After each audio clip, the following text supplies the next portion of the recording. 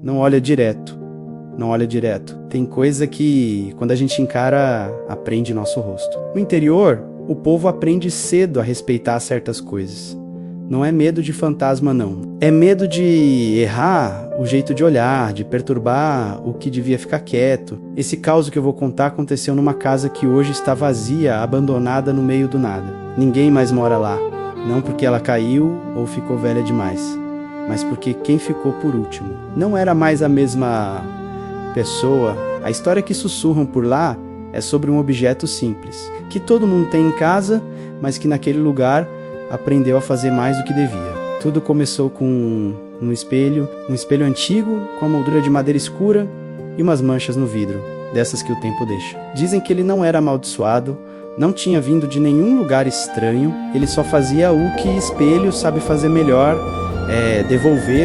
devolvia a imagem de quem passava, o gesto, o sorriso. O problema é que depois de um tempo ele começou a devolver coisa demais, a devolver o que não tinha recebido. No começo eram coisas pequenas, quase imperceptíveis. A pessoa passava pelo corredor e o reflexo parecia demorar uma fração de segundo para acompanhar o movimento. Um piscar de olhos que acontecia no espelho, mas não no rosto de quem olhava.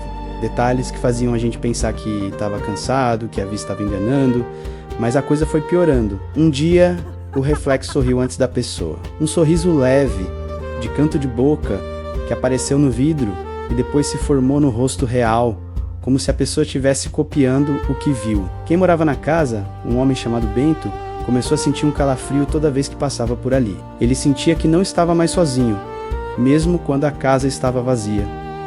A presença vinha do espelho. Era fria, observadora. Ele tentou de tudo. Primeiro, cobriu o espelho com um lençol grosso, mas à noite ouvia o som do pano se arrastando, como se algo por baixo quisesse se libertar. Então, ele virou o espelho para a parede, deixou a face de vidro encostada no reboco frio, mas não adiantou. O reflexo não parou. E aí veio a pior parte.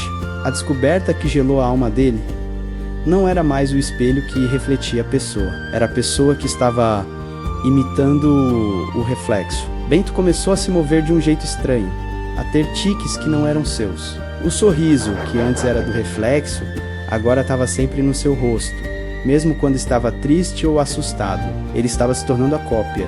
A transformação foi lenta, mas constante. Os vizinhos notavam que Bento andava diferente, que o olhar dele estava vazio, fixo como vidro. Ele falava pouco, e quando falava, a voz parecia não ser dele. Na última noite, a vizinha mais próxima ouviu barulho vindo da casa.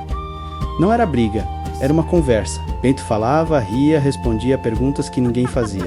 Parecia que ele estava conversando com alguém que estava bem na sua frente, alguém que só ele via. A conversa durou horas, até que de repente tudo ficou em silêncio. Um silêncio pesado, definitivo. No dia seguinte, a preocupação bateu. A porta da casa estava aberta, rangendo com o vento. Os vizinhos entraram, chamando por Bento. A casa estava vazia.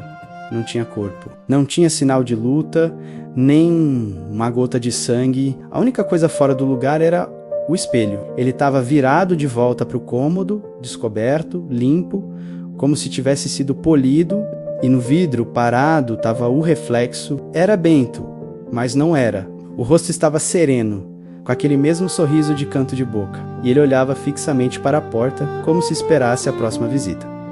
O homem de carne e osso tinha sumido, mas a sua imagem, a sua cópia perfeita, tinha ficado. Dizem que espelho nenhum cria nada, ele só guarda. Guarda imagens, momentos, olhares, e às vezes o que ele guarda aprende a sair, aprende a viver por conta própria. Se essa história te arrepiou, curte o vídeo. Comenta aqui embaixo o que você sentiu.